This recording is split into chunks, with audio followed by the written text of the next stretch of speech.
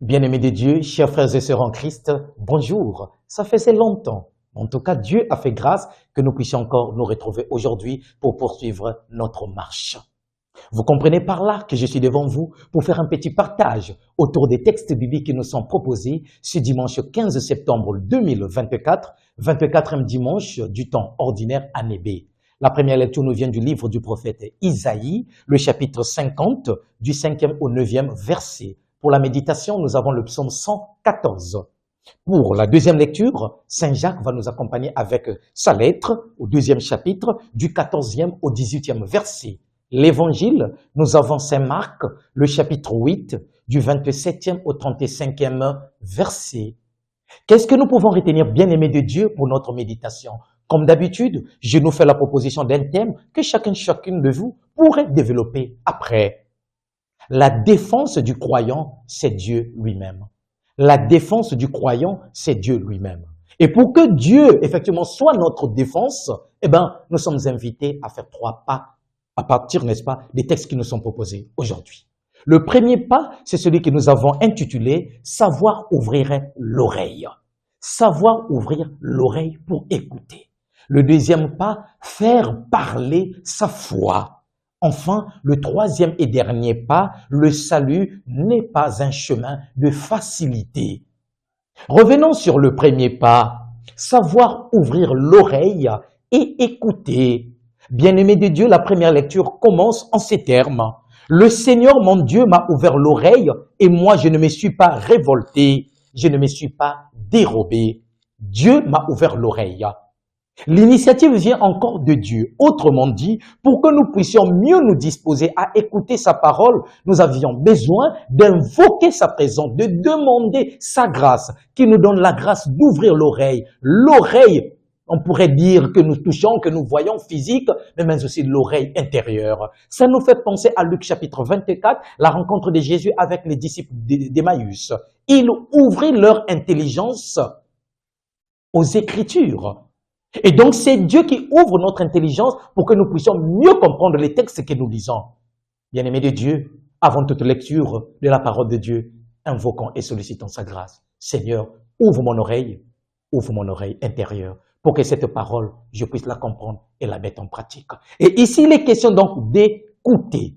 Le Seigneur ouvre l'oreille pour que j'écoute, écouter sa parole, se nourrir de la parole de Dieu. Le contexte peut nous aider. Les enfants d'Israël se retrouvent en exil à Babylone. Et en exil à Babylone, nous savons que c'est la souffrance. Et certains, on pourrait même dire, de ces enfants d'Israël, c'est-à-dire une portion, peut-être même la grande, finira effectivement aussi à vouloir abandonner ses coutumes, ses traditions pour adhérer à la culture ambiante de l'époque, c'est-à-dire embrasser les coutumes et us, n'est-ce pas, des Babyloniens. Et il va y avoir un petit reste qui va rester fidèle à la parole du Seigneur. Et c'est à ce petit reste-là que le prophète Isaïe est en train de s'adresser, question de leur dire, vous tenez bon. Même si vos propres frères sont en train d'abandonner, ils veulent même vous tirer vers le bas, vous tenez bon, le Seigneur ne va pas vous abandonner. Dieu prendra notre défense. Voilà l'assurance. Tenez bon, peu importe ce qui va arriver, parce que c'est Dieu lui-même qui prendra notre défense. Oh, bien-aimé de Dieu, quel message de foi! Savoir que toi, tu es invité tout simplement à écouter la voix de Dieu. Écoute sa parole, lis sa parole, médite sa parole. Lui-même viendra prendre ta défense. Et donc, les difficultés que tu pourras rencontrer, sois-en sûr que tu finiras par le surpasser parce que la force ne viendra pas de toi, ça viendra de ton défenseur, comme nous le montre la suite du texte. Écoute Dieu. Et nous savons que écouter, c'est obéir, c'est faire confiance. Celui qui écoute fait confiance.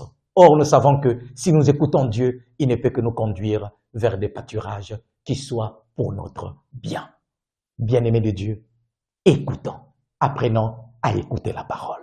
Mais cette écoute de la parole ne nous enferme pas dans une sorte, effectivement, je dirais, de bulle qui dirait que bon, j'ai seulement écouté et je laisse Dieu faire. Autrement dit, j'ai foi, que j'ai confiance, Dieu fera, alors je croise le bras. Non, notre foi, qui est nourrie par la parole de Dieu, notre foi qui est nourrie par les sacrements doit aussi être vive, elle doit être active. Vous avez compris que nous sommes en train de toucher notre deuxième pas, faire parler notre foi. Oui, il s'agit de rendre active notre foi. Nous nous appuyons tout simplement sur la deuxième lecture qui nous est proposée aujourd'hui. Saint Jacques, le chapitre 2. Oui, pour Saint Jacques, il est clair. Nous devons faire de telle sorte que notre foi ne soit pas une foi théorique, une foi des paroles, même plutôt une foi agissante, une foi pratique. Ça me fait penser à un texte. Matthieu, chapitre 7, le verset 21. Nous lisons. Il ne suffit pas de me dire Seigneur, Seigneur, pour entrer dans le royaume des cieux. Il faut faire la volonté de mon Père qui est aux cieux. Bien-aimés de Dieu, nous comprenons par là que l'écoute, comme nous l'avions évoqué dans notre premier pas, est importante, mais que cette parole écoutée, cette foi qui est nourrie par cette parole doit être agissante. Elle doit nous pousser, n'est-ce pas, vers les autres. Quelle est cette foi-là qui m'emmènerait à voir un pauvre et à l'ignorer, dit Saint Jacques? Quelle est cette foi-là qui m'emmènerait à voir quelqu'un qui est affamé, qui frappe à ma porte, mais à tourner le dos, ne pas s'occuper de lui? Ce n'est plus une foi. Ce n'est plus une foi en Jésus-Christ. La foi en Jésus-Christ, elle est active. Elle nous emmène à ce que nous puissions ouvrir le cœur aux misères qui nous entourent. Un texte me vient à l'esprit. C'est celui du prophète Isaïe, chapitre 58, du 6e au 7e verset. Le jeûne que je préfère, n'est-ce pas ceci? Dénouer les liens provenant de la méchanceté? Détacher les courroies du joug? Renvoyer libres ceux qui sont captifs? N'est-ce pas partager ton pain avec l'affamé? Et encore, les pauvres sans abri, tu les hébergeras. Si tu vois quelqu'un nu, tu le couvriras. Devant celui qui est ta propre chair, tu ne te déroberas pas. Bien-aimé de Dieu, regardez ces textes d'Isaïe. Ça conforte bien ce que nous dit Saint Jacques.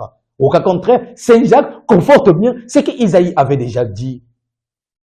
Et Osée chapitre 6, verset 6, nous enseignera que le jeûne qui plaît au Seigneur, c'est ce cœur qui est capable de s'ouvrir vers la misère de l'autre. Autrement dit, je veux la miséricorde et non les sacrifices. Et à partir de ces textes, nous découvrons le message que Jacques ou Saint Jacques est en train de nous donner. Ta foi doit te mettre sur la route de la charité. Oui, notre foi doit nous mettre sur la route de la charité. Si nous voulons effectivement que notre foi soit une foi en Jésus-Christ, eh bien, cette foi doit être active. Un autre texte peut évidemment nous aider. C'est celui de 1 Corinthiens chapitre 13, à partir, n'est-ce pas, des 8 premiers versets. Si nous disons que nous parlons en langue, que nous connaissons Dieu, nous lisons des textes, si nous manque l'amour, nous sommes des tambours ou des cymbales vides. Oui, la charité conforte notre foi. La charité nourrit notre foi aussi. Et la charité montre justement que nous sommes pétris de Dieu, que nous avons saisi Dieu et que nous aimons Dieu. Il ne suffit pas de lire la Bible, encore moins de réciter les versets bibliques comme un perroquet. Mais il suffit, et il s'agit ici, et plus important même, ce que nous lisons, que nous puissions les mettre en pratique en devenant plus charitables. Bien-aimés de Dieu, la foi doit être agissante. Une foi sans œuvre, dira Saint Jacques lui-même, elle est bien morte. Et cette foi qui est agissante, c'est une foi qui nous emmène aussi à persévérer quand il y a des difficultés. Vous avez compris par là que nous touchons notre troisième et dernier pas. Le salut n'est pas un chemin de facilité, il est un chemin de croix. Oui, la foi nous rend actifs. J'ai eu faim, vous m'avez donné à manger. J'étais nu, vous m'avez habillé. Matthieu chapitre 25, à partir du verset 31 jusqu'au verset 46. De ces textes qui rejoignent Saint Jacques, nous découvrons que notre foi, c'est cela. Être proche de ceux qui souffrent, de ceux qui sont malades, mais en même temps aussi, comprendre que les difficultés, nous pouvons aussi les rencontrer. C'est-à-dire, nous pouvons aussi être de ceux-là qui ont faim, de ceux-là qui ont soif et qui peut-être manquent de tout. Mais ce n'est pas parce que je manque de tout qu'évidemment je dois abandonner, que je dois rejeter Dieu, que je dois abandonner le Christ. Revenons un peu sur l'évangile de ces jours. Jésus demande à ses disciples, ô Dieu des gens, qui suis-je? Une belle déclaration vient effectivement de la bouche de Pierre, le Messie. Ce qui est bien, il est Messie. Mais peu de temps après, Jésus se retourne contre lui pour lui dire, Satan, éloigne-toi de moi. Double langage ou quoi? Bien au contraire, bien-aimé de Dieu, il est en train de dire à Pierre que oui, tu as bien dit, l'Esprit t'a révélé que je suis le Messie, mais je suis un Messie qui va passer par la souffrance. Je suis un Messie qui passera par la croix. Autrement dit, il n'y a pas de salut sans la croix, sans des difficultés. La vie chrétienne n'est pas un bonbon, bien-aimé de Dieu. La vie chrétienne n'est pas tout simplement un pain choco que tu manges. La vie chrétienne, c'est apprendre aussi à porter sa croix. Et d'ailleurs, l'évangile de ces jours nous le dit. Tu veux être mon disciple, prends ta croix et suis-moi. Ça veut dire que les difficultés seront toujours à nos côtés. Mais ce n'est pas parce que je souffre qu'évidemment Dieu n'est pas avec moi. Bien-aimés de Dieu, nous chrétiens, nous vivons nos difficultés avec la foi que Dieu chemine avec nous. Et si Dieu chemine avec nous dans nos difficultés, nous sommes aussi sûrs que nous finirons toujours par vaincre pour rejoindre la première lecture. Mon défenseur, c'est Dieu lui-même. S'il faut comparaître, je vais comparaître. S'il faut être attaqué, je vais être attaqué. Mais du moment où je sais que Dieu est avec moi, je n'ai pas peur. Honte donc à tous ces discours, à toutes ces prédications qui nous entraînent dans la facilité. Honte à toutes ces prédications vaines qui pensent qu'effectivement, il faut éloigner la croix pour être, n'est-ce pas, sauvé. Que non, Dieu nous a déjà sauvés. Oui, Dieu fera, Dieu fera. Dieu n'est pas celui-là qui doit porter nos poids de chaque jour. Il nous a donné assez de force et il donnera toujours des forces pour que nous puissions les porter. Quelle est cette foi-là qui te dirait, je croise le bras et penser qu'évidemment le salut va tomber du ciel? Ces genres de prédications, ces genres de discours nous font comprendre ou cherchent à nous faire dire que c'est comme si Dieu, pour sauver l'humanité, il a appuyé tout simplement sur un bouton magique. Bing! Et voilà, le salut est arrivé. Non, bien-aimé de Dieu. Le salut n'est pas arrivé en appuyant sur un bouton, comme si la vie était facile. Non, prie seulement et tout ira bien. Non, il y a aussi des difficultés que tu dois affronter. Il y a la croix de chaque jour. Tu dois témoigner, persévérer au-delà des souffrances. Dieu n'est pas passé par le chemin de la facilité pour te sauver, pour me sauver. Il est passé par la croix. Que nos croix de chaque jour, nous puissions les porter avec, n'est-ce pas, la résolution que nous ne sommes jamais seuls, que Dieu chemine avec nous. Jean chapitre 15, verset 20, le Seigneur arrivera à dire, « Souvenez-vous des paroles que je vous ai dites. Le serviteur n'est pas plus grand que son maître. S'ils m'ont persécuté, ils vous persécuteront aussi. S'ils ont gardé ma parole, ils garderont aussi la vôtre. » Oui, les persécutions seront toujours là. Mais nous allons toujours nous en sortir. C'est ce que Saint Paul nous fait comprendre. L'épreuve qui vous atteint n'a pas dépassé la mesure humaine. Dieu est fidèle. Il ne permettra pas que vous soyez éprouvés au-delà de vos forces. Mais avec l'épreuve, il donnera le moyen d'en sortir et la force de la supporter. 1 Corinthiens, chapitre 10, verset 13.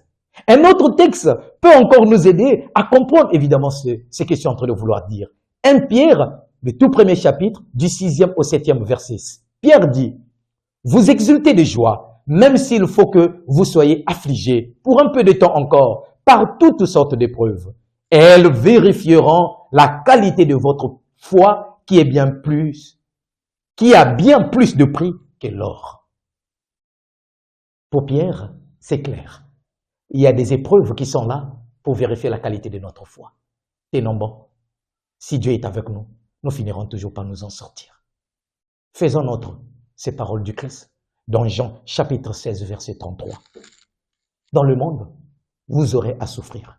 Mais courage, je suis vainqueur du monde.